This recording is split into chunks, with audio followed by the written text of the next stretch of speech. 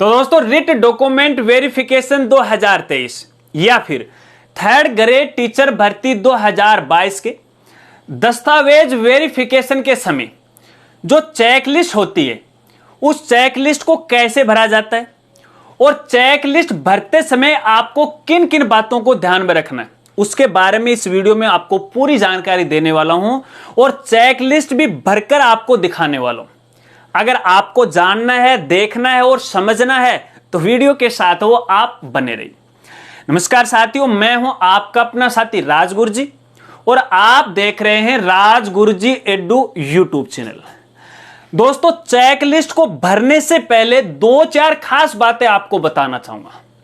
दोस्तों पहली बात तो यह है कि जब भी देखिए दस्तावेज वेरिफिकेशन के समय आप फिजिकल रूप से जाओ, क्योंकि देखिए अभी तक आवेदन फॉर्म भरे जा रहे हैं और दस्तावेज वेरिफिकेशन के लिए नया टाइम शेड्यूल है वो जारी किया जाएगा, तो वो बाद में होंगे, जिला मुख्यालय पे होंगे।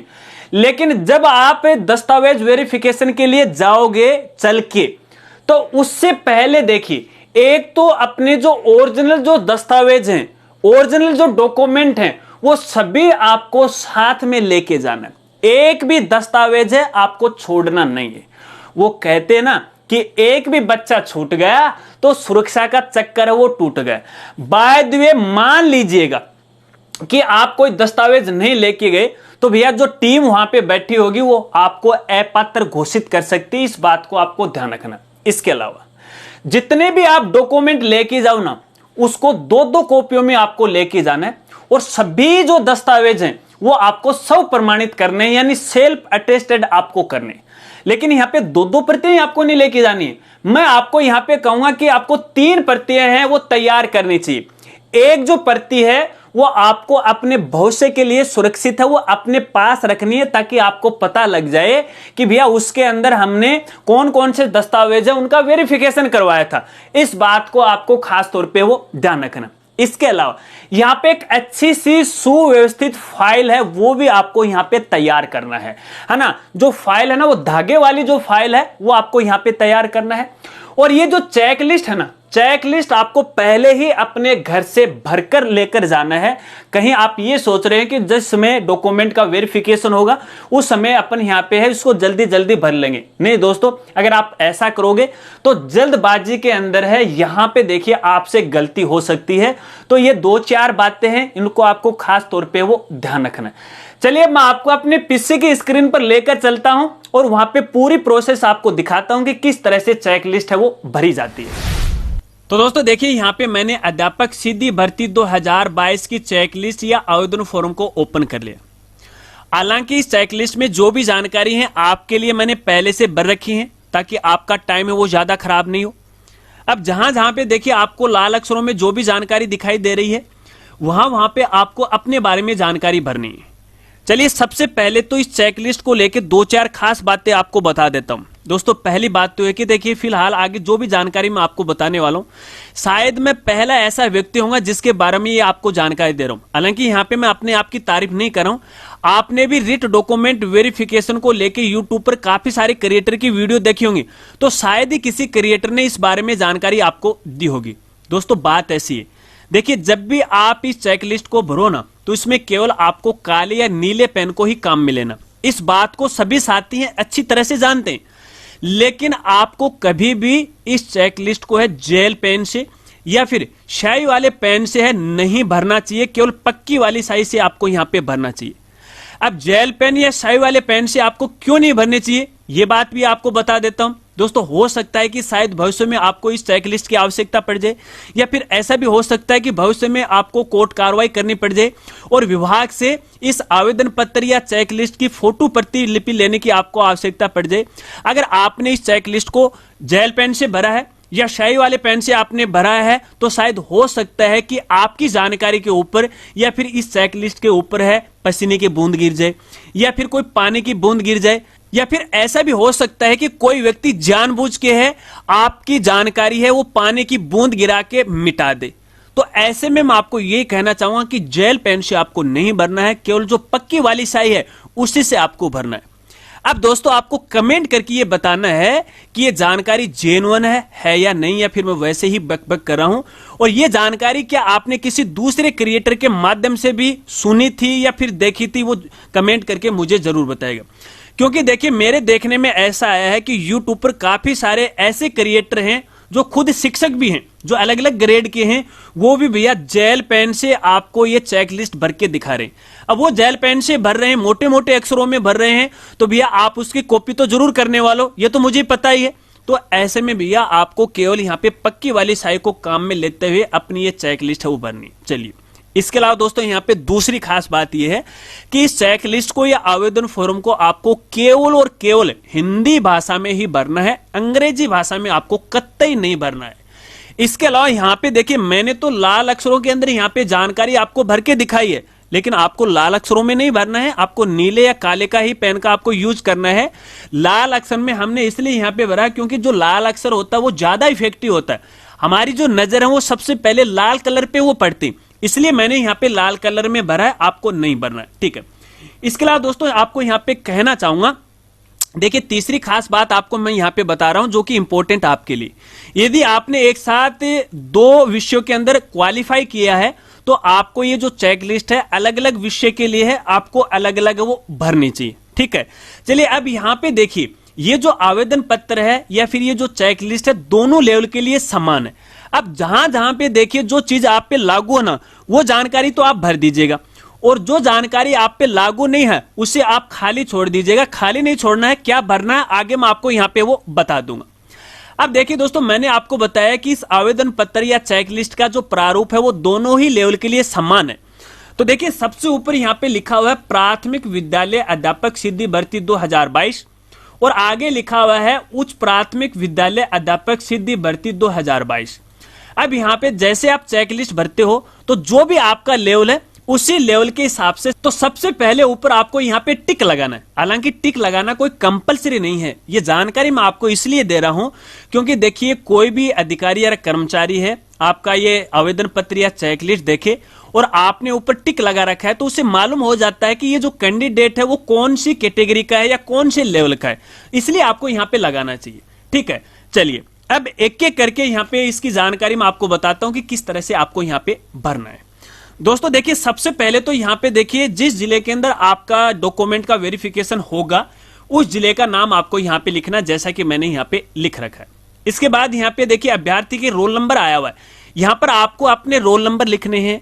अब यहाँ पे कौन से रोल नंबर आप लिखोगे, तो दोस्तों आपको यहाँ पे देखिए मैं बताना चाहूंगा, यहाँ पे देखिए जो भी यहाँ पे आपके रोल नंबर या एप्लीकेशन या रिजल्ट के बारे में जानकारी पूछी जाती है तो देखिए आपने जनवरी 2023 के अंदर जो अध्यापक सिद्धि भर्ती 2022 की मुख्य परीक्षा के लिए आवेदन किया था ना, उसी की जानकारी आपको यहाँ पे भरनी। तो यहाँ पे देखिए जो रोल नंबर है आपको उसी वाले भरने हैं, इस बात को आपको खास तौर पर ध्यान रखना है। इसके बाद यहाँ पे देखिए आपको अपने एरिया के बारे में जानकारी देनी है, क्षेत्र के बारे में। आप टीएसपी से हैं या फिर नॉन टीएसपी से हैं तो आपको यहाँ पे अपने हिसाब से आगे लिखना, आपको यहाँ पे लिख देना, ठीक है ना, ठीक है। गैर अनुसूचित है या अनुसूचित है। इसके बाद यहाँ पे देखिए आवेदन क्रमांक आ रखा है तो पुराने वाले आवेदन क्रमांक आपको यहाँ पे डालना है। आपको फिलहाल यहाँ पे देखिए जो स्क्रूटनी वाला जो आवेदन फॉर्म चल रहा है ना डॉक्यूमेंट वेरिफिकेशन के लिए, इसकी कोई भी जानकारी आपको नहीं भरनी है, 1-2 जगह भरनी है जिसके बारे में हम आगे बात करेंगे, तो पुरानी वाली जानकारी आपको भरनी है। आगे यहाँ पे कैंडिडेट का नाम, माता का नाम आपको यहाँ पे लिखना है, और यहाँ पे देखिए नीचे लिंग के बारे में पूछा गया, महिला पुरुष जो भी आप पे लागू होता है उनमें से एक आपको यहाँ पे लिखना, दोनों नहीं लिखना है, इस बात को आपको खास तौर पर ध्यान रखना है। चलिए अब यहाँ पे अपन राइट साइड में चलते हैं और सबसे इंपॉर्टेंट जानकारी यहाँ पे देखिए सबसे पहले ये है, यहाँ पे देखिए आपके पद के बारे में है जानकारी दी गई है। तो यहाँ पे देखिए दोनों लेवल की जानकारी दी गई है, तो आप जिस लेवल के हो तो सबसे पहले तो उस लेवल पे आपको यहाँ पे टिक लगाना है, ठीक है। और यदि आप यहाँ पे द्वितीय लेवल की हो तो यहाँ पे देखिए आपको विषय का नाम लिखना है। अगर आप यहाँ पे लेवल 1 का हो तो आपको विषय के नाम लिखने की आवश्यकता नहीं है, आपको यहाँ पे है लाइन है एक सीधी लाइन खींच के वो छोड़ देना। इसके बाद आगे यहाँ पे देखिए आपको अपने आधार नंबर, पिता का नाम और आपकी जन्म तिथि है आपको यहाँ पे डालना, और बिल्कुल सही सही डालना, गलत नहीं डालना है, ठीक है। यदि मान लीजिए ऑनलाइन आवेदन फॉर्म भरते समय आपकी जन्म तिथि है वो गलत हो गई, मूल दस्तावेज में आपकी जन्म तिथि सही है, तो इसके लिए एक साधारण शपथ पत्र आप दे सकते हैं जिसके बारे में हम आगे बात करेंगे, ठीक है। चलिए इसके अलावा फॉर्म के शुरुआत में सबसे इंपॉर्टेंट जानकारी, देखिए आगे वाले कॉलम के अंदर आपकी जानकारी पूछी गई है वर्ग, श्रेणी या कैटेगरी की। तो यहां पे देखिए दो शब्द लिखे हुए हैं, ठीक है ना, एक तो ऊपर वर्ग या ओब्लिक श्रेणी लिखा हुआ है और नीचे लिखा हुआ विशेष श्रेणी। यदि ये दोनों ही कैटेगरी आप पे लागू होती है तो आपको यहाँ पे अपनी कास्ट के अनुसार, अपनी कैटेगरी के अनुसार आपको यहाँ पे टिक लगाना है। जैसा कि मैंने यहाँ पे देखिए इस तरह से टिक लगा रखा है, हालांकि मैंने तो साइड में लगा रखा है, लेकिन आपको साइड में नहीं लगाना है। जो भी आपकी कैटेगरी है उस कैटेगरी पे आपको टिक लगाना है। अब दोस्तों मान लीजिए फॉर एग्जांपल आप यहाँ पे ओबीसी में, ठीक है ना, तो ओबीसी में तो इस पे आप टिक लगाओगे और इसके साथ साथ आप यहाँ पे देखिए उत्कृष्ट खिलाड़ी भी हैं या फिर कोई भूतपूर्व सैनिक है या फिर आप में कोई शारीरिक विकलांगता का दोष है तो भी आपको नीचे वाले भाग में आपको यहाँ पे टिक है वो लगाना है। और जो चीज आप पे लागू नहीं होती है तो वहां पे टिक लगाने की आपको आवश्यकता नहीं होती। जस्ट इसी के नीचे यहाँ पे देखिए पूछा गया है जमा आवेदन शुल्क राशि। तो देखिए फिलहाल की स्थिति में यहाँ पे आपको कोई भी जानकारी नहीं भरनी है। ये जानकारी आपको उस समय भरनी है जिस समय आपका दस्तावेज वेरिफिकेशन किया जा रहा है और यहाँ पे देखिए संबंधित अधिकारी कर्मचारी जो भी आपको इसके भरने के लिए दिशा निर्देश दें उसी अनुसार आपको भरना है। हालांकि यहाँ पे देखिए जो लास्ट में अपन वेरिफिकेशन के लिए ऑनलाइन आवेदन फॉर्म भरते हैं ना डॉक्यूमेंट के लिए, तो जिस समय हमने इस साल यहाँ पे देखिए 100 रुपए की राशि जमा करवाई, जानकारी तो हमें वो भरनी है, लेकिन यहाँ पे देखिए फिलहाल कंफ्यूजन की स्थिति है क्योंकि जो मुख्य परीक्षा है ज्यादातर जो जानकारी यहाँ पे मुख्य परीक्षा की भरवाई जा रही है। तो ऐसे में यहाँ पे मैं कोई भी कंफ्यूज वाली स्थिति आपको नहीं छोड़ूंगा। तो ये जानकारी आपको पहले नहीं भरना है, वहां पे जाके आराम से भर सकते हैं, एक मामूली सी जानकारी। बाकी ये पूरा का पूरा जो चेकलिस्ट है या आवेदन पत्र है आपको पहले ही घर से बिल्कुल साफ सुथरा आराम से भर के लेके जाना है, क्योंकि यदि आप एन वक्त में भरोगे तो शायद कोई गलती हो सकती है, इस बात को भी आपको ध्यान रखना है। तो ये तो देखिए आवेदन की शुरुआत की कुछ बेसिक जानकारी थी। अब यहां पे देखिए आगे लिखा हुआ चेकलिस्ट भाग प्रथम, ये आपके लिए जरूरी है। अब यहां पे देखिए एक तरफ तो क्रम संख्या दी हुई है, बीच में यहां पे देखिए दस्तावेज के नाम है यहां पे आपको देखने को मिल जाते हैं और यहां पे देखिए कॉलम है वो बना हुआ है अभ्यर्थी के उपयोगार्थ। तो इस कॉलम में केवल कैंडिडेट को ही जानकारी भरनी है, ठीक है। इसके बाद यहां पे देखिए दूसरा एक बड़ा वाला कॉलम आपको यहां पे दिखाई देता है और यहां पे देखिए जानकारी या लिखा गया है सत्यापन दल के उपयोगार्थ, यानी जिस समय आपके डॉक्यूमेंट वेरिफिकेशन होंगे उस समय जो जांच दल बैठेगा, जो कर्मचारी अधिकारी बैठेंगे, तो वो कर्मचारी यहां पे देखिए अपनी टिप्पणी यहां पे लिखेंगे। तो देखिए यहां पे जो लास्ट वाले 3 कॉलम है इसमें आपको कोई भी जानकारी अपनी तरफ से नहीं भरना है। और यहां पे देखिए जो अभ्यर्थी वाला कॉलम है ये जानकारी आपको पहले से ही भरना है। अब यहां पे देखिए सबसे पहले यहां पे लिखा हुआ संलग्न संख्या, तो दस्तावेज के हिसाब से आपको यहाँ पे संलग्न संख्या लिखनी है, आगे बताऊंगा, ये सबसे इंपॉर्टेंट है आपके लिए। इसके बाद यहाँ पे देखिए अगले वाले कॉलम में संलग्न स्व प्रमाणित हाँ या नहीं, यानी जो दस्तावेज आपने प्रस्तुत किए हैं वेरिफिकेशन के लिए फोटो कॉपी, क्या वो प्रमाणित हैं या सेल्फ अटेस्टेड हैं या नहीं। तो आपको देखिए प्रत्येक कॉलम के अंदर हाँ लिखना है। ये जानकारी मैं आपको बार बार नहीं दूंगा क्योंकि आपको यहाँ पे हाँ लिखना ही पड़ेगा और आपको अपने जो दस्तावेज है उन्हें आपको स्व प्रमाणित करना ही पड़ेगा, ठीक है। चलिए अब यहाँ पे देखिए एक एक दस्तावेज की बात कर लेते हैं। दोस्तों सबसे पहले यहाँ पे देखिए क्रम संख्या 1 में पूछा गया ऑनलाइन आवेदन की प्रति। तो देखिए यहाँ पे वो ऑनलाइन आवेदन है जिस समय आपने जनवरी 2023 के अंदर मुख्य परीक्षा के लिए आवेदन किया था, तो उसकी जानकारी है ये। तो वो आवेदन पत्र आपको सबसे पहले 1 नंबर पे यहाँ पे रखना होगा और यहाँ पे देखिए संलग्न संख्या में आपको क्रम संख्या वो 1 डालनी है। अब दोस्तों यहाँ पे देखिए ये जो संलग्न संख्या ना, इसको लेके भी हमारे साथी वो काफी कंफ्यूज हो रहे हैं और कंफ्यूज होना भी लाजमी है, क्योंकि देखिए अगर साधारणतः देखा जाए तो देखिए संलग्न संख्या का मतलब ये है कि हमने कितने दस्तावेज लगाए। फॉर एग्जाम्पल मान लेते हैं हमारी ये पीडीएफ फाइल है, यहाँ पे देखिए इसके 19 पेज है, तो अपन तो यही कहेंगे कि भैया इस पीडीएफ फाइल में 19 पेज है, तो संलग्न कितने हो गए भैया, 19 पेज हो गए, ठीक है। लेकिन यहाँ पे थोड़ा सा अंतर हो गया। यहाँ पे देखिए, यहाँ पे देखिए जो आवेदन पत्र है, आवेदन पत्र के आपको पता है 5 से लेके 10 पेज होते हैं, तो हर पेज के ऊपर अपन ऐसा नहीं लिख सकते 1 number 2 number 3 number 4 number 5 number, ऐसा नहीं लिख सकते। आपको एक जो सेम दस्तावेज है ना उसके ऊपर आपको केवल एक ही सीरियल नंबर डालना। जैसे जैसे सीरियल आगे बढ़ता रहेगा वैसे वैसे आप बढ़ाते रहेगा, लेकिन अपन सबसे पहले क्रम संख्या 1 की बात करें तो आपको 1 नंबर ही आपको लगाना है, भले ही उसके अंदर 5 पेज हो, भले ही उसके अंदर 10 पेज हो। इस बात को आपको खास तौर पे ध्यान रखना है। वो इसलिए है दोस्तों, मान लीजिए जब भी कोई यहाँ पे कर्मचारी अधिकारी आपके दस्तावेज का वेरिफिकेशन करेगा, क्योंकि ओरिजिनल डॉक्यूमेंट से आपका वेरिफिकेशन होना है, और आपने यहाँ पे चेक लिस्ट में यहाँ पे लिख दिया कि भाई आवेदन की जो प्रति है वो संलग्न संख्या 1 में है, ठीक है, जो भी फाइल है उसमें यहाँ पे लगी हुई है। तो वो क्या करेगा, वो सीधा 1 नंबर वाला डॉक्यूमेंट वो लगेगा। क्योंकि 1-2 डॉक्यूमेंट हो तो अलग बात है, आप यहां पे कई दस्तावेज उनको देने वाले हैं तो क्रम संख्या काफी जाएगी यहां पे। तो ऐसे में वो 1 नंबर का दस्तावेज देखेगा और आपकी जानकारी वो वेरीफाई कर लेगा।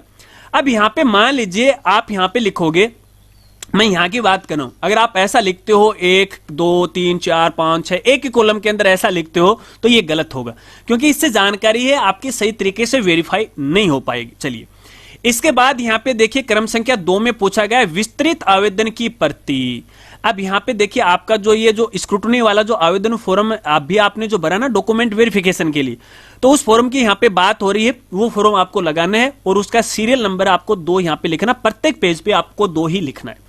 इसके बाद यहां पे देखिए क्रम संख्या 3 में आपके आधार कार्ड या जन आधार कार्ड के बारे में जानकारी पूछी गई है, तो उसी हिसाब से आप सीरियल नंबर 3 लगा दोगे। आपको दोनों कॉपी देनी है, ठीक है ना, आधार कार्ड भी आपको देना है और जन आधार कार्ड भी आपको देना है, ठीक है।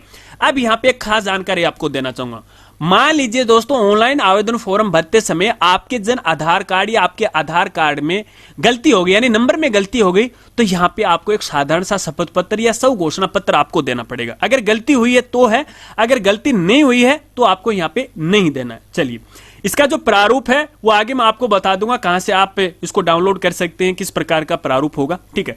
चलिए, इसके बाद यहां कॉलम नंबर या क्रम संख्या 4 में देखिए कक्षा 10वीं की जानकारी पूछी गई है, अंक तालिका और प्रमाण पत्र की। तो उसी हिसाब से आपको सीरियल नंबर यहां पे 4 लगाना है। अब आपको पता है कि 10वीं की जो मार्कशीट है वो अलग होती है और जो सर्टिफिकेट होता है वो अलग होता है, लेकिन सब केस में नहीं होता है, क्योंकि पुराने वाली जो मार्कशीट है वहां पे अलग अलग हुआ करती थी, आजकल ये सेपरेट आने लग गई। तो ऐसे में देखिए दस्तावेज तो एक ही क्लास का है, तो दोनों ही दस्तावेज के ऊपर आपको जो सीरियल नंबर है या क्रम संख्या है या संलग्न संख्या आपको 4 डालना है। अब यहां पे एक सबसे इंपॉर्टेंट जानकारी देखिए दोस्तों, आपको ऐसा लग रहा है कि ऑनलाइन आवेदन फॉर्म भरते समय जो मुख्य फॉर्म भरा था ना जनवरी में, उस समय आपके नाम में आपके माता पिता के नाम की स्पेलिंग में है वो गलती हो गई।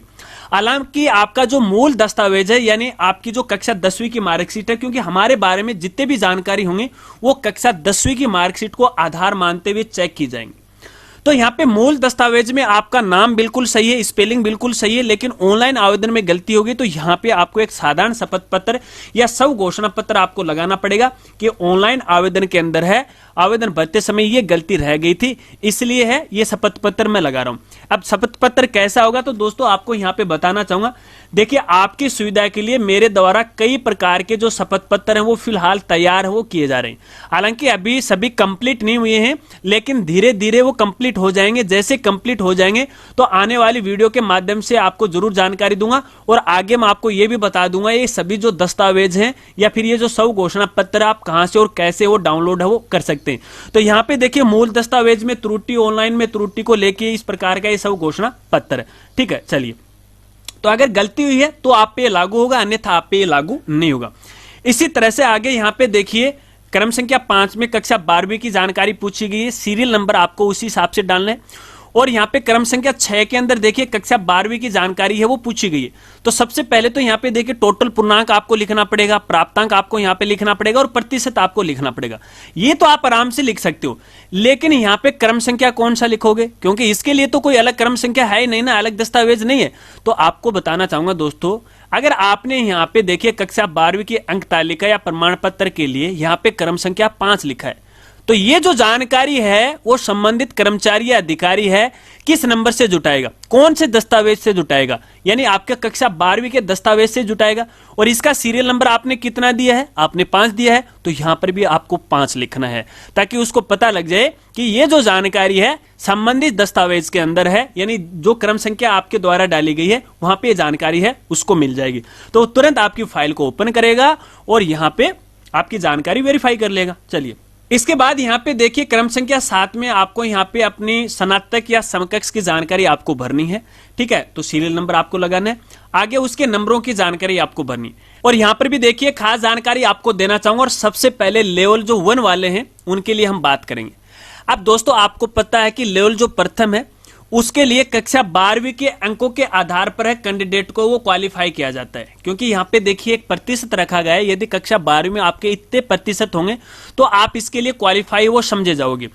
प्रतिशत के बारे में जानना तो आपको नियमों का वो अध्ययन करना पड़ेगा, उसकी अपन बात यहाँ पे नहीं करेंगे। अगर आपको ऐसा लग रहा है कि आपके यहाँ पे देखिए कक्षा 12वीं के अंदर नंबर कम है नियमानुसार और आपने यहाँ पे कॉलेज को पास कर लिया, तो भैया फिर यहाँ पे देखिए कक्षा 12वीं के अंकों का कोई भी आकलन नहीं किया जाएगा। फिर यहाँ पे देखिए कॉलेज है, इसका आकलन किया जाएगा।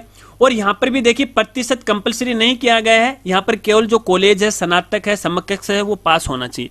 इस बात को आपको खास तौर पे ध्यान रखना। अब इसके अलावा यहाँ पर भी एक और खास जानकारी देना चाहूंगा कॉलेज लेवल के लिए। दोस्तों, यदि आपने ऑनलाइन आवेदन फॉर्म में जो मुख्य आवेदन फॉर्म भरा था ना, उसमें यदि आपने कॉलेज की, स्नातक की या अंडर ग्रेजुएट की जानकारी नहीं भरी है, तो वो जानकारी आपको यहाँ पे भरने की कोई आवश्यकता नहीं है। अगर आप ऐसा सोच रहे हो कि भैया आवेदन में तो हमने कोई जानकारी नहीं भरी और यहां पर मैं जानकारी भर दूंगा तो उससे मुझे फायदा हो जाएगा, कोई फायदा नहीं होगा। क्योंकि यहां पे देखिए दिशा निर्देश में बिल्कुल साफ साफ कहा गया है कि जो भी कर्मचारी, अधिकारी, स्टाफ आपके दस्तावेज का वेरिफिकेशन करेंगे तो भैया वो ऑनलाइन आवेदन फॉर्म को आधार मानते हुए करेंगे। अब जो जानकारी आपने ऑनलाइन आवेदन फॉर्म में भरी है, वो जानकारी ही आपके चेक लिस्ट में या फिर आपके दस्तावेज में है, उसको चेक किया जाएगा। तो ऐसे में यहाँ पे फालतू में बीमारी मत खड़ी कीजिएगा, इससे आपको कोई भी फायदा वो नहीं होने वाला है। इस बात को आपको खास तौर पे ध्यान रखना है। यदि आपने ऑनलाइन आवेदन फॉर्म में अपने कॉलेज की है जानकारी भरी है, चाहे वो पीजी हो या फिर अंडर ग्रेजुएट हो, तो उसकी जानकारी आपको यहाँ पे भरनी चाहिए और उसी अनुसार आपको यहाँ पे देखिए उसका विवरण है वो डालना चाहिए। जैसा कि आप यहाँ पे देख रहे हो, इसी प्रकार से उसके मार्क्स हैं वो आपको डालने। चलिए, इसके बाद यदि अपन यहाँ पे स्नातक लेवल की बात करें, यदि आपके एडिशनल सब्जेक्ट रहा है, आपके ऐच्छिक विषय रहा है, तो उस विषय की जानकारी आपको भरनी है, यानी उसका नाम आपको यहाँ पे लिखना है। हालांकि ये जो एडिशनल सब्जेक्ट है ये सब पे लागू नहीं होगा, कुछ एक हमारे जो साथी है उन्हीं पे लागू होंगे। अब जिस पे लागू नहीं होगा ना, तो आगे वाले कॉलम में आपको लिखना लागू नहीं, लागू नहीं। अब देखिए मैंने तो हर कॉलम में 2 बार यहाँ पे देखिए लागू नहीं है वो लिखा है। हालांकि आपको 2 बार लिखने की आवश्यकता नहीं, आपको केवल 1 बार लिखना और वो तिरछा लिखना और मोटा मोटा लिख देना कि भैया ये जो दस्तावेज है मुझ पर लागू नहीं है। अब मैंने आपको पहले बताया कि जो जानकारी या जो दस्तावेज है आप पे लागू नहीं है, तो वहां पे आपको लिखना है लागू नहीं है उस कॉलम के अंदर। कॉलम आपको खाली नहीं छोड़ना है, लागू नहीं है, लागू नहीं है ये लिखना है। और जो लागू है तो वहां पे देखिए आपको सीरियल नंबर और हाथों लिखना है। चलिए, इसके बाद यहाँ पे देखिए क्रम संख्या 10 के अंदर आपको यहाँ पे पोस्ट ग्रेजुएट की जानकारी भरनी है। यदि आप पे लागू होती है तो आपको देनी है, अन्यथा नहीं देनी है। अगर जानकारी लागू होती है तो उसकी डिटेल भर दीजिएगा और सेम यहाँ पे सीरियल नंबर वो लगा लीजिएगा। चलिए, इसके बाद कॉलम नंबर या क्रम संख्या 12 में यहाँ पे देखिए अध्यापक लेवल प्रथम सामान्य शिक्षा के पद के लिए, तो यहाँ पे जो लेवल 1 वाले हैं उनको ये जानकारी भरनी है, सभी को ये जानकारी नहीं भरनी है। और जो सेकंड वाले हैं उन पे ये चीज लागू नहीं होगी, तो यहाँ पे लिख देना लागू नहीं है। इसके बाद यहाँ पे देखिए 13 नंबर पे पूछा गया है रिट डॉक्यूमेंट के बारे में, तो उसकी जानकारी आपको भरनी है।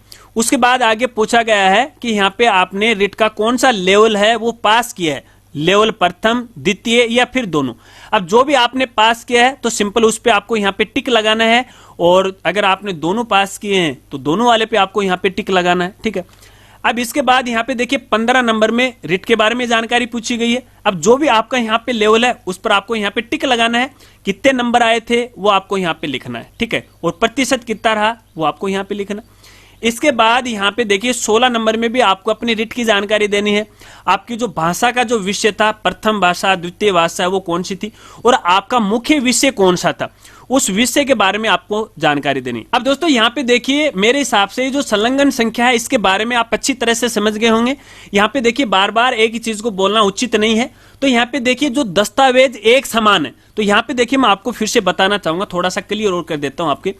यहाँ पे देखिए ये जो रिट वाला दस्तावेज है, यहाँ पे हमने हर कॉलम के अंदर 9 लिखा है, क्योंकि ये जो संबंधित जानकारी है जो 9 नंबर पे दस्तावेज है उसी के अंदर मिलने वाली है, तो इसलिए हमने यहाँ पे इसको 9 नंबर दिया है। सब में आपको इसी तरह से वो लिखना है। ठीक है ना। चलिए, मेरे केस में यहाँ पे 9 नंबर आया, आपके केस में कम ज्यादा हो सकता है। चलिए, कोई बात नहीं।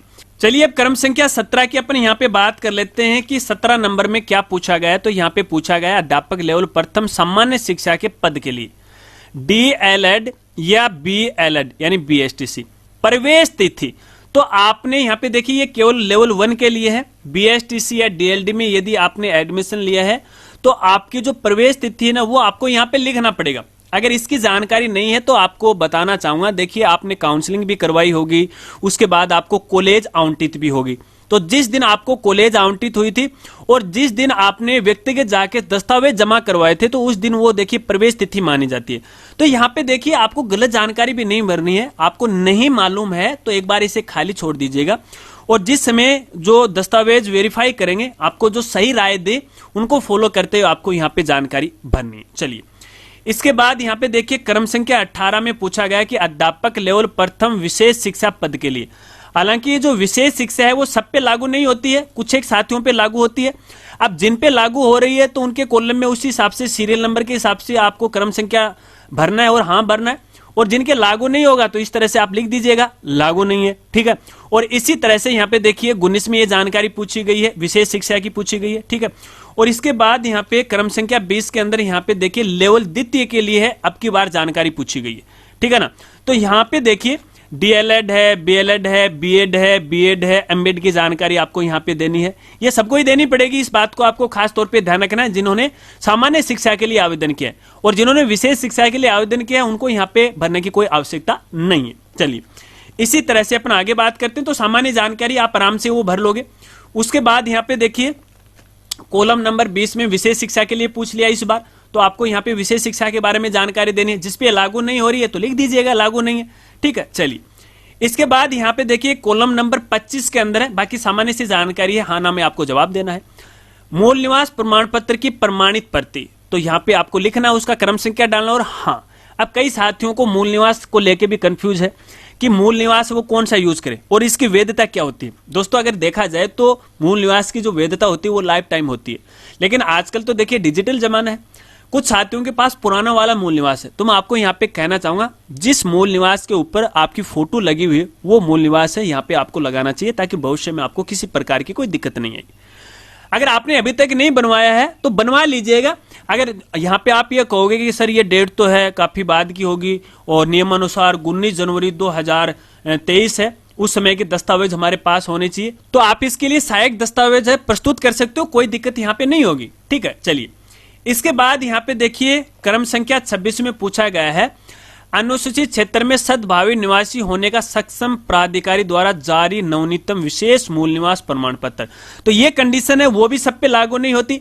अब जिन साथियों के यहाँ पे देखिए विशेष मूल निवास है जो कि अनुसूचित क्षेत्र से हैं और उनके यहाँ पे सक्षम अधिकारी के द्वारा दिया गया सर्टिफिकेट है, तो आपको जानकारी भरना है, अन्यथा इसको आपको यहाँ पे खाली छोड़ना है। चलिए इसके बाद यहाँ पे कॉलम नंबर 27 जो कि सबसे इंपॉर्टेंट है उन कैंडिडेट के लिए जिन्होंने ईडब्ल्यूएस से आवेदन फॉर्म भरा है। तो जो आर्थिक रूप से कमजोर है ना उनके लिए है, सभी के लिए नहीं है। तो ऐसे में ये जानकारी तो आपको यहाँ पे भरनी पड़ेगी। इसके साथ साथ आपको अपना इनकम सर्टिफिकेट है वो भी देना पड़ेगा।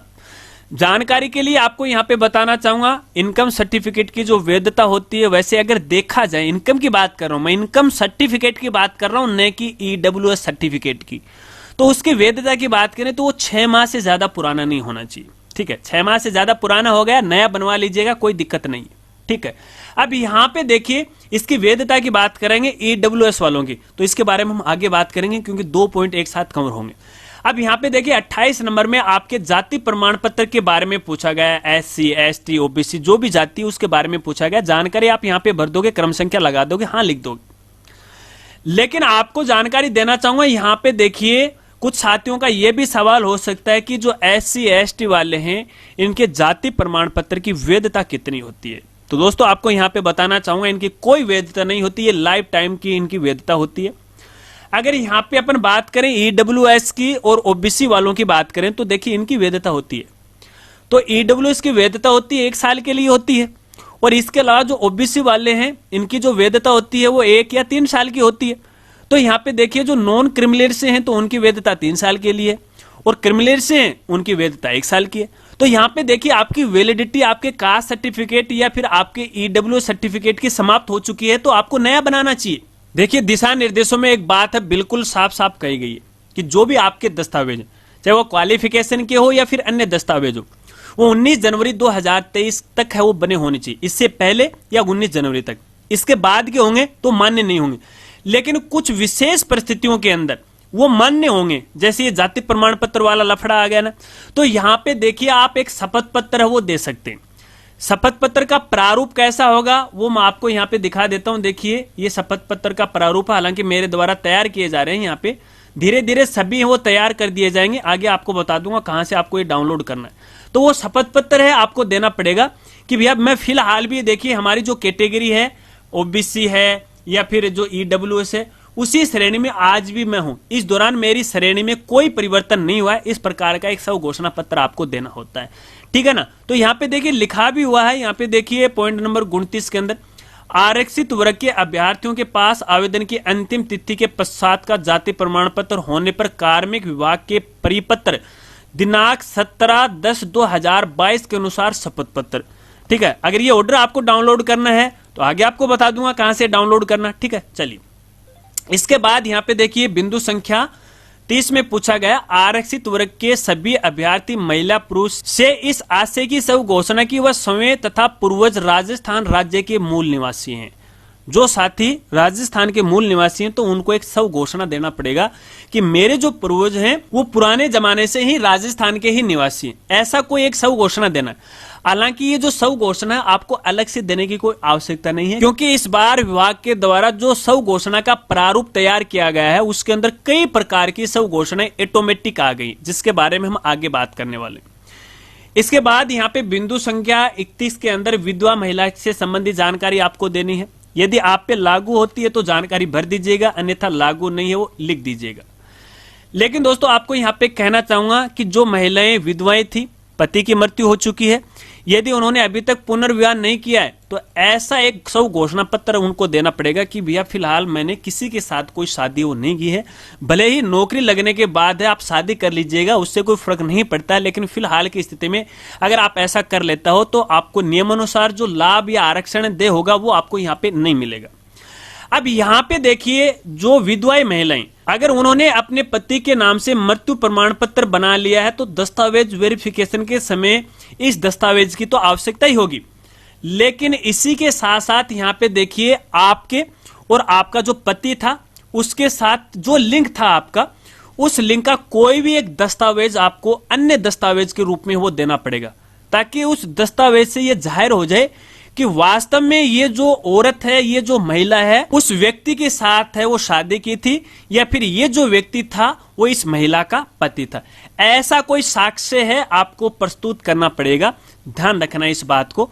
ठीक है। चलिए, इसके बाद यहाँ कॉलम नंबर 32 के अंदर यहाँ पे देखिए तलाकशुदा महिलाओं के लिए है, विवाह विच्छिन्न के लिए है। जिन महिलाओं पे लागू होता है तो संबंधित दस्तावेज आपको प्रस्तुत करना पड़ेगा, जिन पे लागू नहीं होता है तो यहाँ पे आप लिख सकते हैं कि लागू नहीं है। चलिए आगे बात करते हैं। यहाँ पे कॉलम नंबर 33 की और संतान संबंधी जानकारी आपसे पूछी गई है।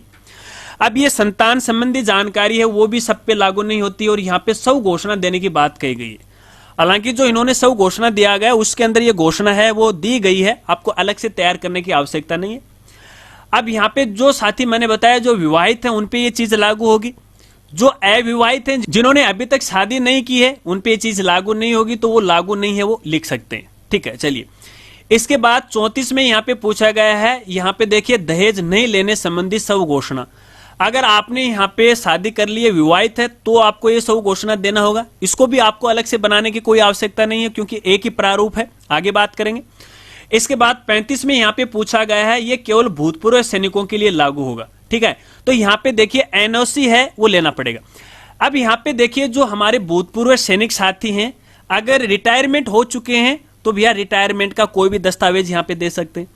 यदि अभी तक वो रिटायरमेंट नहीं हुए तो उनको अपने डिपार्टमेंट से एक एनओसी लेनी पड़ेगी, वो एनओसी आपको यहाँ पे लगाना पड़ेगा। ठीक है।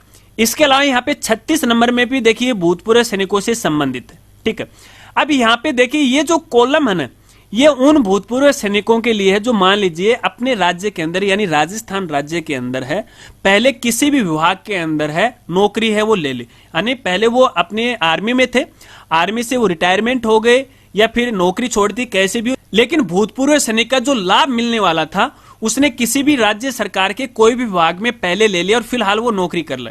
तो ऐसी स्थिति में आपने अपने राज्य के अंदर कोई भी विभाग में नौकरी प्राप्त कर ली है तो भैया उसका आपको लाभ देना नहीं होगा। नौकरी प्राप्त नहीं की है तो ऐसे में आपको एक साधारण सा स्व घोषणा पत्र देना पड़ेगा कि भैया मैंने इसका लाभ नहीं उठाया। ठीक है।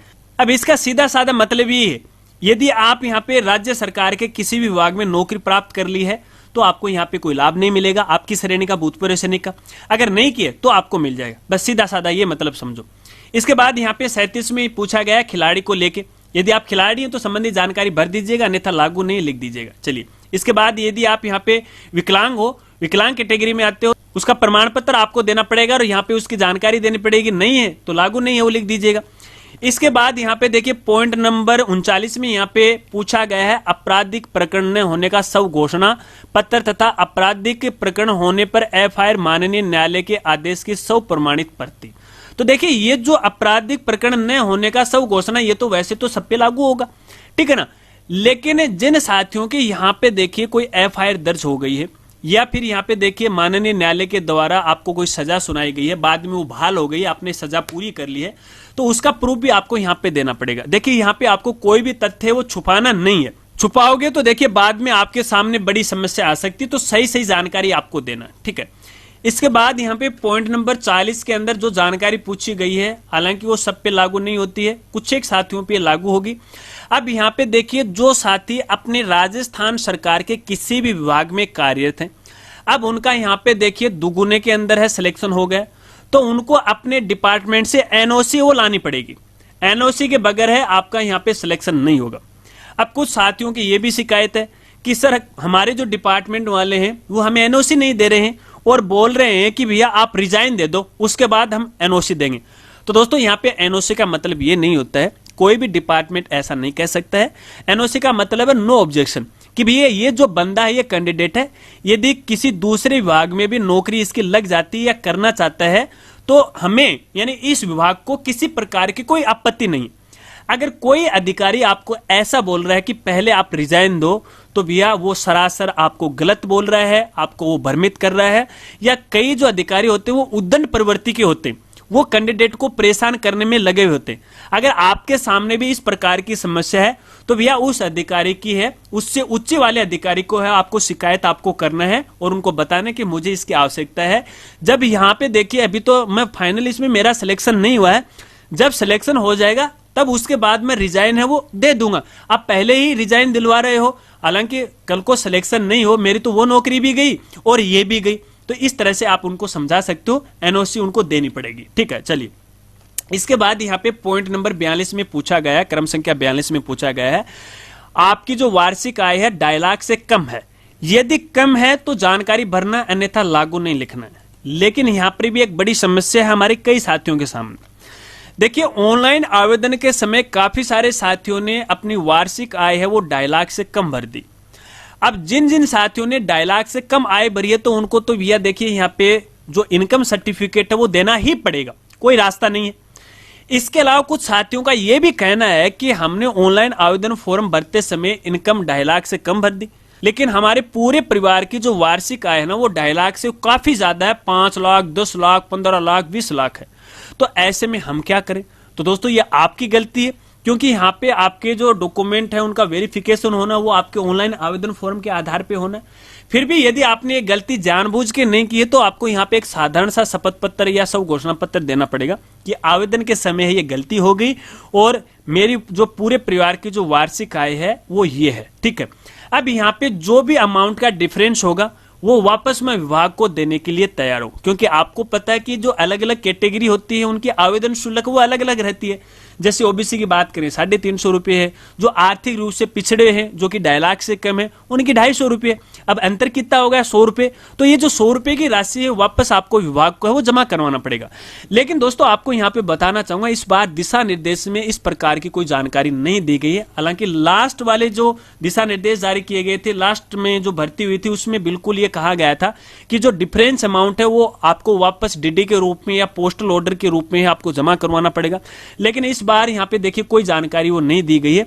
तो ऐसे में देखिए जिस समय आप डॉक्यूमेंट वेरिफिकेशन करवाने जाओ तो उससे पहले ही आप चले जाना अपने, क्योंकि देखिए सबकी डेट है वो निश्चित तो नहीं आएगी, लेकिन डेट है वो पहले शुरू हो जाएगी तो आपको पता भी लग जाएगा। यहाँ पर यदि मैं गलत जानकारी आपको दूंगा तो वो भी ठीक नहीं रहेगा, क्योंकि यहाँ पे मैंने भी इसको लेके है कई अधिकारियों से बात की थी तो वो भी कंफ्यूज थे कि भैया जैसे एक बार विभाग के एक दिशा निर्देश आने दीजिएगा, हम बात कर रहे हैं, फाइनल आने के ऊपर आपको जानकारी देंगे। तो ऐसे में भैया मैं भी आपको बाद में जानकारी दे सकता हूं, तो फिलहाल की स्थिति में मैं आपको नहीं कह सकता।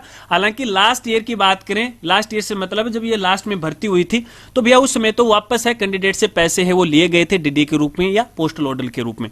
तो कायदा तो ये बनता है, नियम तो ये बनता है कि आपको वापस है वो देने पड़ेंगे, लेकिन किस आधार पर कैसे देने पड़ेंगे इसकी कोई फिलहाल जानकारी नहीं है। खैर कोई बात नहीं, वहां से आप जानकारी प्राप्त कर सकते हो या मेरे द्वारा भी जानकारी वो दी जाएगी।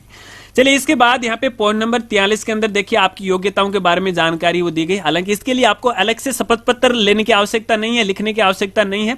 यहां पर सभी साथियों को लिखना पड़ेगा हाँ लागू है, तो आपका जो स्व घोषणा पत्र होगा ना, उसके अंदर ये जानकारी है वो आ जाती है। इसके बाद यहाँ पे देखिए 44 के अंदर यहाँ पे आपके चरित्र प्रमाण पत्र के बारे में जानकारी पूछी गई है, तो ये भी सभी साथियों पे लागू होगी। तो यदि आपकी अंतिम शिक्षण संस्था का आपके पास चरित्र प्रमाण पत्र नहीं, तो कोई भी 2 राजपत्रित अधिकारी हैं, उनसे आप चरित्र प्रमाण पत्र सर्टिफिकेट करवा के अपने दस्तावेज के साथ लगा सकते हो और वेरिफिकेशन करवा सकते हो। और चरित्र प्रमाण पत्र का जो फॉर्मेट है वो आपको हमारी साइट पे मिल जाएगी। ठीक है, तो देखिए इस तरह से यहाँ पे इसके अंदर 44 बिंदु दिए गए। अब देखिए ये 44 बिंदु है, सभी साथियों पर लागू नहीं होते। अब जिन जिन पे लागू होंगे वहां पे तो आप अपनी जानकारी भर दीजिएगा, और जहां पे लागू नहीं है वहां पे लिख दीजिएगा कि भी लागू नहीं है। ठीक है, आशा रखता हूं कि इतनी बात आप समझ गए। चलिए, अब सबसे लास्ट के अंदर यहाँ पे देखिए कुल योग आ रखा है। तो यहाँ पे जितने आपने संलग्न किए ना, यहाँ पे ऊपर जो आपने सीरियल नंबर डाला ना, उसी हिसाब से आपको यहाँ पे टोटल संख्या आपको यहाँ पे लिख देनी है। और लास्ट के अंदर यहाँ पे देखिए आपको स्थान, अपने गांव का नाम लिख सकते हैं, दिनांक और मोबाइल नंबर आपको लिखना है, अपना नाम पता आपको यहाँ पे लिखना है। उसके बाद यहाँ पे देखिए आपका स्व सत्यापन होगा, तो यहाँ पर भी आपको अपने बारे में जानकारी भरनी है और लास्ट में आपको अपने यहाँ पे हस्ताक्षर करने हैं। इस बात को आपको ध्यान रखना है। चलिए, इसके बाद दोस्तों यहाँ पे देखिए एक और फॉर्मेट आपको यहाँ पे नजर आ रखा है। यहाँ पे लिखा हुआ दस्तावेज सत्यापन जांच दल की टिप्पणी। अब दोस्तों ये डॉक्यूमेंट भी आपको अपने दस्तावेज के साथ वो लेकर जाना पड़ेगा। देखिए आवेदन फॉर्म या चेक लिस्ट के यहाँ पे देखिए 4 पेज है, वो लेके जाना है, और इसका साथ में एक ये पेज है, ये भी आपको लेके जाना। एक और दस्तावेज है, वो भी आपको लेके जाना, आगे हम बात करने वाले। तो देखिए इस दस्तावेज में यहाँ पे अभ्यर्थी का नाम और पिता का नाम आपको खुद को भरना। आगे यहाँ पे जो भी जानकारी भरेंगे तो संबंधित जो अधिकारी होंगे जो आपके दस्तावेज वेरिफिकेशन करेंगे वो जानकारी अपने हाथ से भरेंगे। तो नीचे आपको यहाँ पे कुछ भी नहीं लिखना है और लास्ट में वही साइन करेंगे। ठीक है, आपको ये लेके जाना है। इसके बाद यहाँ पे देखिए सबसे इंपॉर्टेंट डॉक्यूमेंट जो कि है आपका यहाँ पे देखिए स्व घोषणा पत्र। ये स्व घोषणा पत्र सभी साथियों को देना पड़ेगा, चाहे वो लेवल 1 का हो या फिर 2 का हो। अब यहाँ पे देखिए लेवल द्वितीय के लिए सबसे पहले तो यहाँ पे विषय का नाम लिखना पड़ेगा, जिसपे लागू नहीं है इसे एक लाइन खींच के खाली छोड़ दीजिएगा। इसके बाद यहाँ पे देखिए आपको डेट लिखनी है। अब यहाँ पे आप कौन सी डेट लिखोगे, तो ये आपकी रिजल्ट वाली डेट आपको यहाँ पे लिखना है। देखिए यहाँ पे लिखा भी हुआ है दस्तावेज सत्यापन या पात्रता जांच हेतु जारी शॉर्ट लिस्टेड अभ्यर्थियों की सूची। अब आपको कहां से पता चला कि भाई हमारा डॉक्यूमेंट वेरिफिकेशन होना है, कहां से पता चला? रिजल्ट से पता चला। तो जिस दिन यहाँ पे दुगुने लिस्ट के अंदर कैंडिडेट जो क्वालिफाई किए गए थे वो डेट आपको यहाँ पे लिखनी है, समझ गए। इसके बाद यहाँ पे देखिए एक पॉइंट आ गया। यहाँ पे देखिए सबसे पहले मैं स्वयं तथा मेरे पूर्वज राजस्थान राज्य के मूल निवासी हैं। तो देखिए ये जानकारी आपको चेक लिस्ट में भी पूछी गई, तो देखिए इसको आपको अलग से स्व घोषणा बनाने की कोई आवश्यकता नहीं, इसी के अंदर ये जानकारी आ गई है। और इसके बाद यहाँ पे देखिए 2 नंबर वाला पॉइंट है वो विधवा महिला के लिए है या जो तलाकशुदा महिला उनके लिए है, बाकी सबके लिए नहीं। तो यदि आप पे लागू होता है तो ठीक है, अन्यथा इसको आप खाली है वो छोड़ देना। इसके बाद यहाँ पे देखिए बिंदु संख्या 3 है, ये भी सभी पे लागू नहीं होती। जिन साथियों ने विवाह कर लिया है या फिर जो विवाहित है उन पे लागू होती है।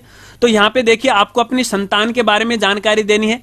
1 जून 2002 से पहले कितनी थी और 1 जून 2002 के बाद वो कितनी।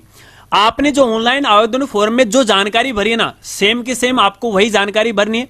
आवेदन के बाद यदि आपकी कोई संतान पैदा हो गई है, नया बच्चा है, क्या जन्म हो गया, तो वो जानकारी आपको यहाँ भरना नहीं है, इसका कोई फायदा नहीं होगा।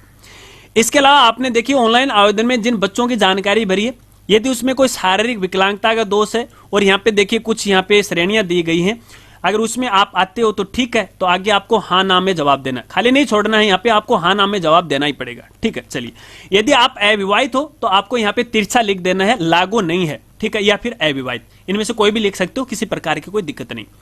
इसके बाद यहाँ पे देखिए एक दहेज लेने संबंधी स्व घोषणा आपकी चेकलिस्ट में आया था, वो जानकारी भी यहाँ पे आ गई। ठीक है, इसके बाद भूतपूर्व सैनिकों के लिए यहाँ पे जानकारी आई गई है। ठीक है, कौन सा विभाग है, उसका पे मैट्रिक लेवल कौन सा था, प्रथम कार्य ग्रहण तिथि कौन सी थी, यानी ज्वाइनिंग डेट कौन सी थी, वर्तमान पद स्थापन क्या है, कौन सी पोस्ट पे है, क्या उसकी ग्रेड है, वो आपको यहाँ पे लिखना। चलिए इसके बाद यहाँ पे देखिए पॉइंट नंबर 6 के अंदर देखिए आपकी शैक्षिक और परशैक्षिक योग्यताओं की जानकारी आ चुकी है, आप यहाँ पे देख लीजिएगा। क्योंकि यहाँ पे देखिए चेक लिस्ट के अंदर सबसे लास्ट में पूछा गया था चरित्र प्रमाण पत्र से पहले कि शैक्षणिक और प्रशैक्षणिक योग्यताओं के बारे में सब घोषणा आपको देना है, तो वो यही सम्मिलित हो गया। इसके लिए आपको अलग से तैयार करने की कोई आवश्यकता नहीं है। यहाँ पे धूम्रपान का आ गया, यहाँ पे देखिए आपराधिक मामला का भी आ गया। यदि आपके विरुद्ध कोई आपराधिक मामला है तो उसके बारे में आपको यहाँ पे डिटेल से जानकारी है वो देना होगा। अगर नहीं है तो आप यहाँ लिख सकते हैं लागू नहीं। इसके बाद स्थान लिखना है, अपने साइन करने हैं, अपना नाम डालना है, डिटेल भरनी है, सामान्य सी बातें आप आराम से जानते हैं। चलिए इसके बाद दोस्तों यहाँ पे देखिए एक और दस्तावेज आपको दिखा रहा हूं जो कि आप सबके लिए इंपॉर्टेंट है। और यहाँ पे देखिए ये दस्तावेज तो वैसे आपको नहीं लेके जाना है। अभी तक देखिए हमने ऊपर जिन भी दस्तावेजों की बात की, ये सारे के सारे जो दस्तावेज हैं आपको साथ लेके जाना पड़ेगा। कहां से डाउनलोड करना है, ये चेकलिस्ट आप कहां से डाउनलोड कर सकते हो आगे आपको बताऊंगा, एक साथ ही बता दूंगा, ठीक है। तो यहां पे देखिए ये जो प्रपत्र है आपको नहीं लेके जाना है। हालांकि जो संबंधित आपके दस्तावेज की पात्रता की जांच करेंगे जो भी अधिकारी कर्मचारी, उनको ये भरना पड़ेगा। लेकिन आपको भी इस बात को ध्यान में रखना है कि जैसे ही मान लीजिए जिस दिन आपकी डेट निर्धारित होती है कि इस दिन आपको डॉक्यूमेंट वेरिफिकेशन के लिए आना है, तो भैया उस दिन है सबसे पहले जिस स्थान पे आपको बुलाया गया वहां पे जाके ये है उपस्थिति पत्रक यानी अटेंडेंस पत्रक है, ठीक है ना। इसके अंदर सबसे पहले आपको अपनी उपस्थिति दर्ज करनी पड़ेगी। यहां पे आपको अपना नाम लिखना पड़ेगा, अपने बारे में जानकारी देनी पड़ेगी और लास्ट में आपको साइन करना पड़ेगा। ये आपके लिए सबसे इंपॉर्टेंट है, क्योंकि इस प्रपत्र से विभाग को यह मालूम हो जाएगा कि ये जो कैंडिडेट है उस दिन है अपने दस्तावेज वेरिफिकेशन करवाने के लिए संबंधित स्थान पे उपस्थित हुआ था। अगर भविष्य में कोई कोर्ट कार्रवाई हो जाए तो ये प्रूफ के तौर पे है, आपको भविष्य में काम में आने वाला। हालांकि ये दस्तावेज है आपको वापस तो नहीं दिया जाएगा, लेकिन विभाग के कार्यालय में है वो जमा रहेगा, तो भविष्य में इसकी आपको जरूरत है वो पड़ सकती है। तो यहाँ पे आपको अपने बारे में जानकारी भरते हुए आपको हस्ताक्षर करने हैं, इस बात को आपको ध्यान रखना। और देखिए वहां पर कोई आवाज नहीं लगाएगा कि भाई आओ अपनी उपस्थिति है वो दर्ज कराओ, अटेंडेंस फॉर्म में अपने साइन करो, वो कोई आवाज नहीं लगाएगा। लगाते हैं तो बहुत अच्छी बात है, लेकिन फिर भी बगैर बुलाए आपको जल्दी से जल्दी वहां पे जो भी कर्मचारी बैठे हैं तो उनको ये बोलना है कि लाओ सर मेरी उपस्थिति मैं दर्ज कर दूं, वो पत्रक कहां है, तो वो भी समझेगा यार बंदा तो बड़ा एक्टिव है, ठीक है। अब जैसे यहाँ पे देखिए आपके सिग्नेचर हो जाएंगे तो यहाँ पे आपको एक टोकन है वो दिया जाएगा, टोकन नंबर दिया जाएगा जो दिन के हिसाब से डेट के हिसाब से सेम ही होगा, अलग अलग होगा, 1 2 नंबर 3 नंबर इस हिसाब से। तो टोकन नंबर मत लेना भूलिएगा और टोकन नंबर के हिसाब से आपके दस्तावेज हैं वो एक एक करके वो वेरीफाई होंगे, ठीक है। तो एक ये प्रारूप है। इसके अलावा यहाँ पे देखिए आपको और कुछ प्रारूप है वो दिखा रहा हूं। हालांकि ये आपके लिए काम के नहीं है, संबंधित जो कार्यालय उनके लिए काम के लिए है, क्योंकि उनकी सुविधा के लिए भी मेरे द्वारा ये प्रारूप है वो तैयार किए गए। हालांकि विभाग के द्वारा तो एक सामान्य सा जो फॉर्मेट है वो तैयार किया गया था, मैंने इसको फुल्ली तैयार है वो कर दिया ताकि उनकी भी सुविधा है वो हो जाए, उनका भी काम है वो बन जाए। तो इस प्रकार के अगर आप देखना चाहते हो तो आगे बता दूंगा कहां से आप इसे देख सकते हो। चलिए इसके बाद यहाँ पे एक और दस्तावेज मैं आपको यहाँ पे दिखाना चाहूंगा, कहां से चला गया। यहाँ पे देखिए काफी है, यहाँ पे मैंने भी काफी मेहनत की आपके लिए, तो इसके लिए एक लाइक तो बनता है, कर दीजिएगा, वीडियो को लाइक कीजिएगा। चलिए ये देखिए सबसे लास्ट के अंदर एक यहाँ पे है पात्रता जांच दल की टिप्पणी, यानी जब यहाँ पे आपके सारे ही दस्तावेज का वेरिफिकेशन हो जाएगा उसके बाद जो पात्रता जांच दल होगा वो फाइनल है वो अपनी यहाँ पे टिप्पणी लिखेगा। तो ये पत्र है वैसे तो उनके पास रहेगा, लेकिन मैं आपको राय देना चाहूंगा इसकी भी एक फोटोकॉपी है आप साथ में लेके चले जाना, ताकि उनको अलग नहीं निकालना पड़े और जैसे आप दोगे तो वो थोड़ा सा अलग महसूस करेंगे, हाँ यार बंदा तो ठीक है ना, कि यार सारे डॉक्यूमेंट है वो तैयार करके लेके आए। तो ये दस्तावेज भी आपको साथ में लेके जाना चाहिए, ठीक है। इसमें केवल आपको अपने बारे में जानकारी भरनी है, बाकी आगे जो डिटेल है वो तो वही भरेंगे, आपको नहीं भरना, इस बात को आपको खास तौर पर ध्यान रखना है। तो बस दोस्तों यही है, ये कुछ दस्तावेज हैं जिनको आपको तैयार करना है और इसी तरह से जो ये अपना चेकलिस्ट है आपको यहाँ पे भरना है, शायद आप समझ गए होंगे। लेकिन दोस्तों यहाँ पे एक और जानकारी आपको देना चाहूंगा। देखिए ये जो चेकलिस्ट है आपको जितने आप सब्जेक्ट के लिए आवेदन किया है, जितने में आप क्वालिफाई हुए हैं, जैसे कि मैंने शुरुआत में आपको बताया कि प्रत्येक विषय के लिए आपको है वो अलग अलग लेके जानी है। तो यहाँ पे देखिए वैसे आपको 2 प्रतिलिपियों के अंदर तो दस्तावेज तैयार ही करने, लेकिन मेरे कहने से आपको 3 दस्तावेज हैं या 3 प्रतिलिपियों में दस्तावेज है वो तैयार करने हैं, ताकि भविष्य में आपके पास भी एक रिकॉर्ड है वो सुरक्षित पड़ा रहे, आपको भी मालूम हो जाए कि हमने उस समय कौन कौन से दस्तावेज वो दिए थे। इसके साथ साथ जो भी हम यहाँ पे देखिए फिलहाल ये जो चेकलिस्ट है, ये आवेदन पत्र, इसकी अपन बात कर रहे थे, आगे जो सब घोषणा है उसकी भी अपन बात कर रहे थे। तो जो हमने यहाँ पे दिन फॉर्मेट की बात की है उनकी 2 एक्स्ट्रा कॉपी है आपको साथ में लेकर जाना है। वो इसलिए लेके जाना है क्योंकि हो सकता है कि बाद में मान लीजिए कोई गलती आपने यहाँ पे कर दी, तो बहुत सारे साथी वो जल्दबाजी में घबराहट के मारे हैं यहाँ पे आवेदन पत्र, यहाँ पे जो भी जानकारी लिखी है वो उसको काला पीला कर देते हैं, गलत हो जाता है। तो बिल्कुल आपको शुद्ध भरना है। यदि मान लीजिए ऐसी कोई गलती आपसे हो भी जाती है और आपको बाद में पता लगता है, तो यदि आपके पास खाली फॉर्मेट होगा तो आप तुरंत है उस समय है पुराने वाले फॉर्मेट की मदद से है आसानी से वो भर सकते हैं। चलिए ये तो रही चेकलिस्ट और आवेदन पत्र की बात। अब आपको बताता हूं कि ये चेकलिस्ट है, दिशा निर्देश है और ये जो प्रारूप है, ये शपथ पत्र है, आप कहां से और कैसे वो डाउनलोड कर सकते हैं। तो दोस्तों इसके लिए आपको हमारी वेबसाइट पे विजिट करना पड़ेगा और हमारी वेबसाइट का नाम है www.rajguruji.com। जैसे कि मैंने यहाँ पे अपनी साइट को ओपन कर लिया है और जैसे आप हमारी वेबसाइट पे आओगे तो देखिए यहाँ पे वेबसाइट का ये नाम है। तो यहाँ पे देखिए आपको एक मेनू मिलेगा जॉब न्यूज का, या फिर नीचे देखिए आपको यहाँ पे ऑल फॉर्मेट का एक ऑप्शन है मिल जाएगा, इस पर आप क्लिक कर सकते हो। नीचे जाओगे तो रिट का ऑप्शन आपको मिल जाएगा, मतलब कहीं से भी आप क्लिक करो ये डॉक्यूमेंट और फॉर्मेट आप डाउनलोड कर सकते हो। मैं यहाँ पे ये जो जॉब न्यूज वाला है मेनू है इसको ओपन करके आपको यहाँ पे दिखा रहा हूँ। जैसे आप इस पे क्लिक करोगे नया पेज इस तरह से ओपन हो जाएगा, क्योंकि यहाँ पर भी देखिए मैं जॉब की जानकारी है समय समय पे वो आपको यहाँ पे वो देता रहता हूँ। नीचे आपको आना है यहाँ पे, तो यहाँ पे देखिए RSMSSB के नोटिफिकेशन का एक कॉलम आपको देखने को मिल जाता है और यहाँ पे देखिए लेटेस्ट जॉब का एक सेक्शन आपको यहाँ पे मिल जाता है। ठीक है, तो यहाँ पे सभी दस्तावेज आपको यहाँ पे वो मिल जाएंगे, यहाँ से आप डाउनलोड कर सकते हो। लेकिन दोस्तों आपको कहना चाहूंगा, हम देखिए इन शपथ पत्र की फिलहाल अपन बात कर रहे थे, तो देखिए फिलहाल सारे शपथ पत्र वो तैयार नहीं हुए, लेकिन जैसे ही दस्तावेज वेरिफिकेशन की जो प्रोसेस शुरू हो जाएगी, क्योंकि अभी देखिए इसमें थोड़ा सा टाइम लगने वाला, अभी तो आवेदन फॉर्म ही वो भरवाए जा रहे हैं, उसके बाद है टाइम शेड्यूल जारी किया जाएगा, उससे पहले पहले है वो सभी दस्तावेज है आपके लिए है वो तैयार कर दिए जाएंगे। तो ये दस्तावेज तैयार करने में मुझे लग रहा है कि जैसे कि आज मैं यहाँ पे 1 जुलाई को ये वीडियो बना रहा हूँ और शायद 2-3 दिन मुझे और लग जाएंगे, तो उसके बाद आप हमारी वेबसाइट पे वो ट्राई कीजिएगा। अन्यथा फिर आप कमेंट करोगे कि सर आपने वीडियो में बताया था, हम यहाँ पे डाउनलोड करने की कोशिश कर रहे हैं, वो तो हमें कुछ भी नहीं मिल रहा है। तो आप थोड़ा सा वेट कर लीजिएगा। और यहाँ पे देखिए मैं आपको कहना चाहूंगा 5 जुलाई के बाद है आप इसे यहाँ से डाउनलोड है वो कर सकते हो। तो दोस्तों इस प्रकार से तो अपन चेक लिस्ट है वो भर सकते हैं, शायद आप समझ गए होंगे। अब इसको लेके यदि आपके कोई सवाल हैं तो आप कमेंट कर सकते हैं, मैं आपकी पूरी मदद करने की कोशिश करूंगा। लेकिन चलते चलते एक और जानकारी आपको देना चाहूंगा जो कि सबसे इंपॉर्टेंट है आपके लिए। देखिए कुछ साथियों का ये कहना है या फिर वो ये सोच रहे हैं कि सर मेरे पास ये दस्तावेज नहीं है, मेरे आवेदन के समय ये गलती हो गई तो मैं क्या करूं। हालांकि वो सारी जानकारी है मैंने वीडियो में आपको बताई है, लेकिन फिर भी मैं आपको कहना चाहूंगा यदि आप नियमों के अनुसार आते हो तो आपको घबराने की कोई आवश्यकता नहीं है, क्योंकि कोई दस्तावेज में कमी पाई जाती है और वो दस्तावेज आपके पास उपलब्ध है, तो यहाँ पे जो संबंधित अधिकारी जिस समय आपके दस्तावेज वेरिफिकेशन कर रहे हैं उनसे आप निवेदन कर सकते हो। और जैसे आप निवेदन करोगे ना तो भैया वो आपको एक अलग डेट है वो दे देंगे कि भैया आपको पुनः दस्तावेज वेरिफिकेशन के लिए उस डेट को आना है, तो आप उस डेट को आराम से जा सकते हो और अपना पुनः दस्तावेज वेरिफिकेशन करवा सकते हो। वाकई में यदि मान लीजिए कोई दस्तावेज आपके पास है नहीं और फिर आप जबरदस्ती करोगे तो भैया ये ठीक नहीं रहेगा, क्योंकि इसके लिए आपको अपात्र ही घोषित किया जाएगा। तो आशा रखता हूं कि शायद ये बात भी आप समझ गए। तो बिना डरे हुए और बिना सोचे समझे, नहीं सोचना तो है समझना भी है, बगैर डरे हुए आपको अपना दस्तावेज वेरिफिकेशन है वो करवा लेना है। अब जैसे जैसे दस्तावेज वेरिफिकेशन को लेके जो जो नए अपडेट आते रहेंगे वैसे वैसे मैं आपको अपडेट की जानकारी से रूबरू है वो करवाता रहूंगा। अगर वीडियो आपको अच्छी लगी हो तो लाइक कर देना और हो सके तो अपने दोस्तों में भी शेयर कर देना, ताकि उनके भी कई प्रकार के कंफ्यूज थे वो कंफ्यूज है वो भी दूर कर ले। तो मिलते हैं फ्रेंड्स अगली एक नई वीडियो के साथ, तब तक के लिए जय हिंद जय भारत।